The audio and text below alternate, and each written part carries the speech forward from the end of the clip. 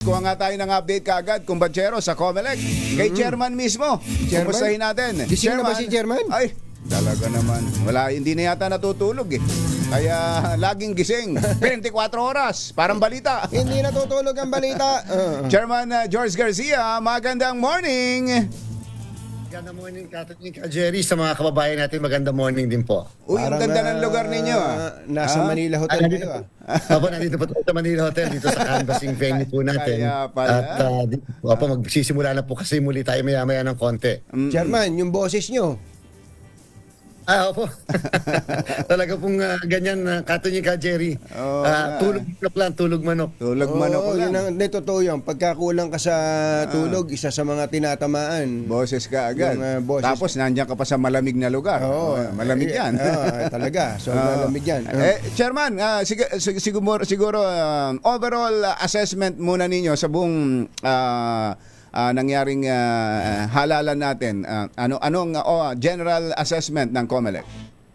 At Tunjing Jerry, una muna maganda siguro, hindi ko muna tatapusin yung pagbibigay ng assessment sapagkat siyempre ongoing pa po yung ating canvassing. Kinakailangan kung naging mabilis ang halalan, naging mabilis ang resulta, kinakailangan naman maging mabilis din yung canvassing natin at hindi ito nadidelay. So medyo ayaw muna natin magbigay ng kabuuan ng ating assessment. Pero ganito po, may isang bagay na dapat tayong pinag-iisipan na lalong-lalo na po yung ating mga ginagalang na mga mambabatas. Alam niyo po, noong 2022 elections, Catherine Jerry, ang ating pumputante ay 66 million.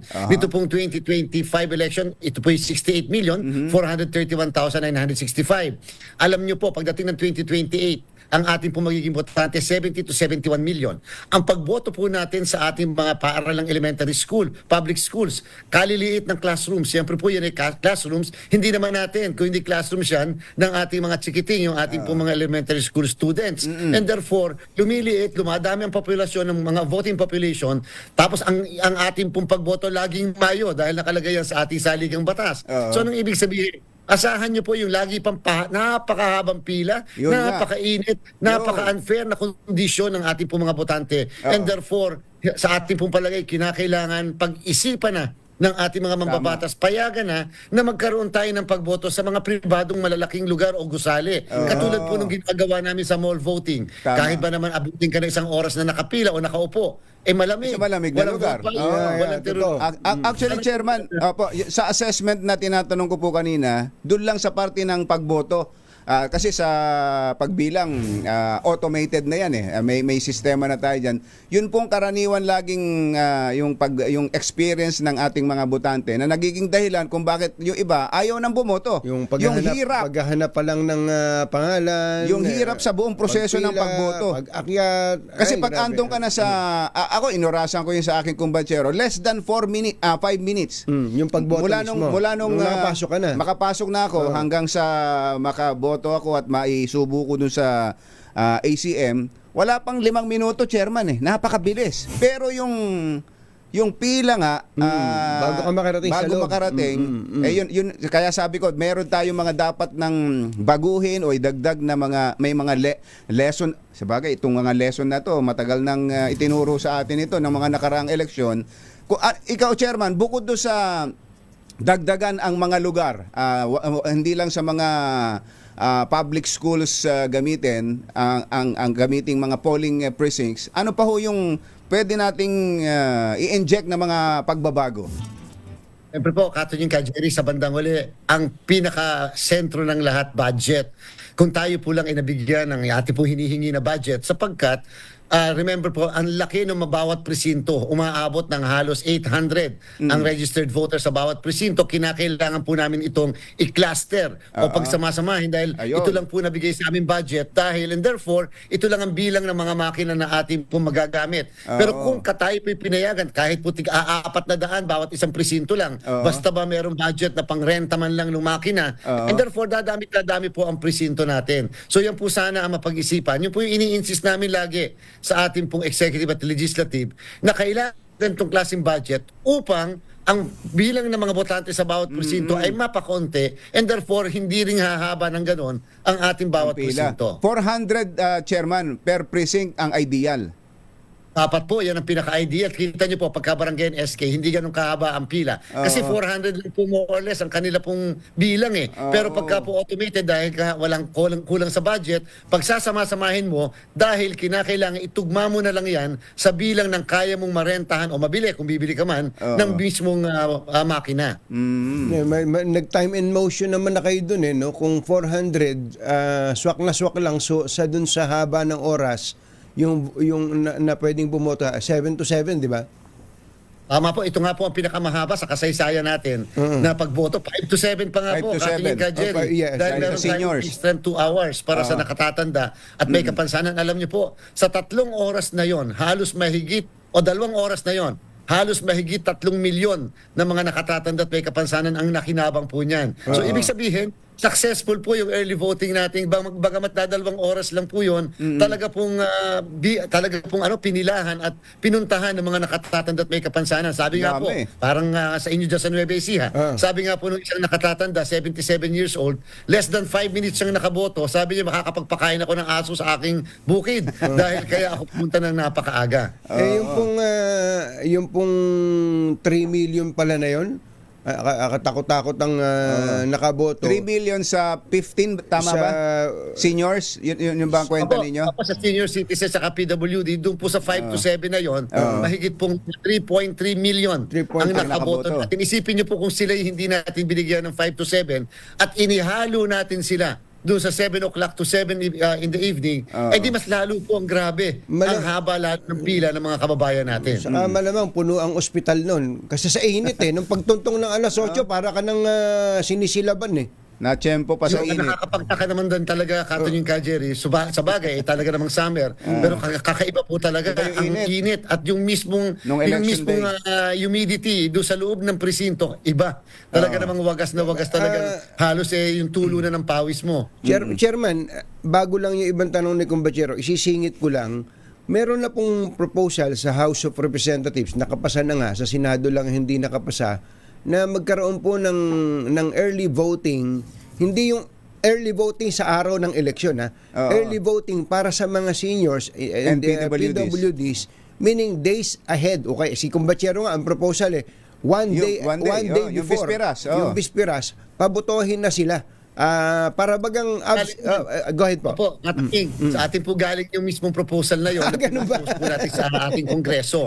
Ang gusto po talaga natin, Katunying, ay 1 linggo bago mag-eleksyon. Para pong local absentee voting yung pang sa inyo, Yes. sa miyembro ng media.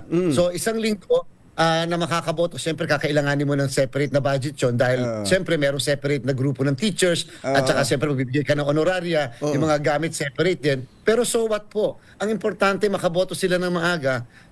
Lalong-lalo na madami po tayong mga kababayan na aakayin mo, kinakailangan merong assistor. Dapat talaga 1 linggo. Kung yung nga pong AFP, PNP, miyembro ng media, yung mga nasa pamahalaan, pinapaboto natin na mas maaga 1 linggo bago mag-eleksyon.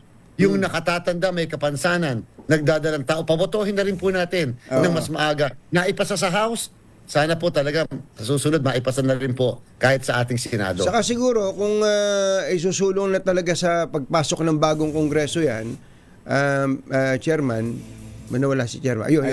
Chairman, baka uubra na isama na rin, payagan na rin silang makaboto ng mga local Ayun nga. candidates. Kasi kaya ayaw nila. Ayaw namin yan kasi hindi ka makaboto ng mayor namin. Gusto nila bumoto sa local, Chairman.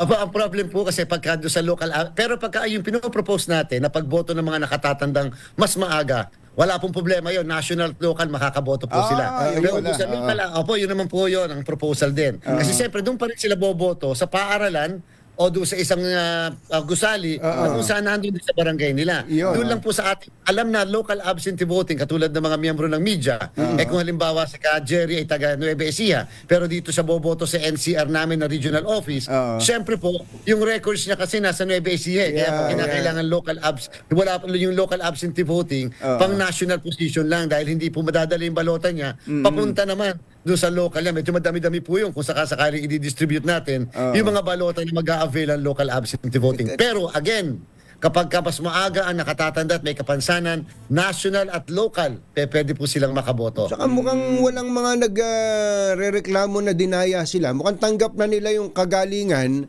ng moderno, Oo. ng modernong pagboto at pagbibilang ng boto, Chairman. Ang tanong ko lang, total naman tanggap na natin ng modern technology. Baka pwede namang online na rin ang botohan. Alam niyo po, yun nga yung isang ipopropose din natin. Sana rin, kung hindi man payagan ng early voting hours o law sa ating po mga nakatatanda at may kapansanan, kahit man lang po online voting. Alam niyo po, ang ganda ng internet voting po na first time po ito. Ayun pala Sabi nga nung buong mundo, yung lahat ng mga observers natin. Kaya sila rin pumunta rito at kaya nila gustong makita. Sapagkat wala po sila sa kanila. Kahit nga po Japan na advanced na wala silang internet voting. So ibig sabihin po, baka sa mga darating na panahon, pwede na rin makonsider. Isipin niyo po kung si nanay, si tatay, si lolo, si lola, hindi na pupunta sa presinto kung hindi nasa bahay na lang sila boboto gamit ang laptop, cellphone, at iPad. Ay, yung mga yan po ay pagkagagaling na gumamit po Ay, ng mga sinabi ganitong mo pa. klaseng Sinabi device. nyo pa. Laging ang nakababad sa YouTube. At nangungomentaryo nga ho Nangungomentaryo. May mga sariling analysis sila sa pangyayari ho ngayon. Okay. Chairman, yan hong mga makinang yan ay renta lang ho natin, ano? Ito, babalik na po natin yan pagkatapos po nito. Bagamat meron po tayong 7,000 na i-retain sapagkat yung 7,000 ay gagamitin naman natin sa Bangsamoro parliamentary elections. At kung hindi po naalalaan ng ating mga kababayan, habang kami po'y naghahanda sa ating pong national and local elections, sabay po namin pinaghahandaan din yung ating pong Bangsamoro parliamentary elections sa October 13 naman ito. At yung barangay and SK elections na naman natin ng December 1. Oo nga, no? May mga question ho dyan sa Miro, dyan sa machine na yan. Nananalo, Chairman. Oo, at salamat daw po sa Miro, sabi ni Congressman Egay Rizal. Pero alam niyo po, katuloy ka, Jerry, sa bandang huli po, yung mga makina na ganito, yung technology, ito'y nagpapabilis ng ating pong pagboto. Ang pinaka-importante pa rin, kredibilidad. Kahit naman po anong makina yan, kahit naman po anong kumpanya yan yung kredibilidad pa rin ang halalan. Pag hindi po kasi pinaniwalaan ng mga kababayan natin yung mismong outcome ng eleksyon, so what kung pagkabilis-bilis ng resulta? So what kung napaka-accurate naman dapat? Pero kung wala pong tiwala ang sambayanan, baliwala rin po ang klase ng teknolohiya na ginagamit natin. Bati na ba kayo ni Congressman Egay? Ay, wala naman po tayo. Wala naman po tayo friendly to all, enemy to none. Wala po yan. At sa matter of principle po, ang ating usapan. Tama po yan. Meron po siyang pinapaniwalaan. Meron din po tayong pinapaniwalaan. Para sa labayan po ang lahat ng yan. Doon ho sa mga lugar na may, may mga disqualification, paano ho ba mangyari? Hindi sila pwedeng iproklama? Yung may Meron mga po pending kaming issue cases? na 20 na mga pension ng kanilang proklamasyon. Nanalo po yung iba yata dyan, pero hindi po sila proklama hanggat hindi nare-resolve ng COMELEC yung mga pending disqualification na sa kanya. Halimbawa dyan sa Marikina, meron po kami in-issue ng order to suspend proclamation. Halimbawa po dyan sa Aurora, governor yata yun at congressman ay hindi rin natin pinaproklama kung sakaling nanalo. So yan po ay opsyon ng COMELEC, lalo pat meritorious o mabigat yung kasong kanilang kinakaharap. Pero Chairman, halimbawa yung sa Albay, yung Governor Rosal, mukhang yun ang apparently siya yung nanalo. Siya yung nanalo, Oo. Hindi ba si Governor Rosal ay may kaso na sa Supreme Court? Parang may ruling na ang Supreme Court, may perpetual disqualification pa nga na accessory penalty Actually po ay kami ay may desisyon na siya po ay disqualified. Subalit kaya po siya na proklama at hindi kami nag-issue ng order to suspend proclamation ay sapagkat katunying ka Jerry na TRO po kasi ang COMELEC ng ating Korte Suprema. Kaya po siya nakatakbo na iboto at naihalal and therefore naiproklama at hindi po namin pinigilan yun dahil pagka po pinigilan namin ay baka po lumabas na ito ay hindi pagtalima sa TRO ng Korte Suprema. May tanong po ako doon, isa na lang po. Halimbawa lang at nawala yung TRO, ito yung hypothetical. Halimbawa, i-lift ng Supreme Court yung TRO, naproklama na, meaning, itutuloy yung pagpapatupad ng kanyang disqualification at saka yung perpetual disqualification from holding public office. Sino ang uupo? Alam niyo po, napakagandang question.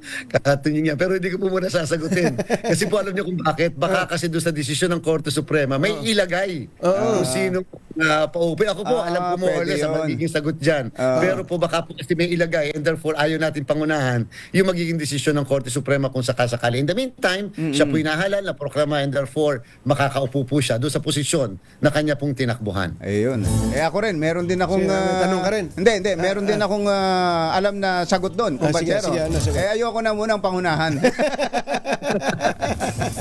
Chairman, maraming salamat. Maraming salamat po. Medyo magpapahinga din kayo. Sabi kaya nagsabi, dagdagan nyo tulog manok nyo para pagdating ng proclamation, poging-pogi pa rin. Thank you. Maraming salamat po. Mabuhay po kayong dalawa. Chairman George Garcia, COMELEC.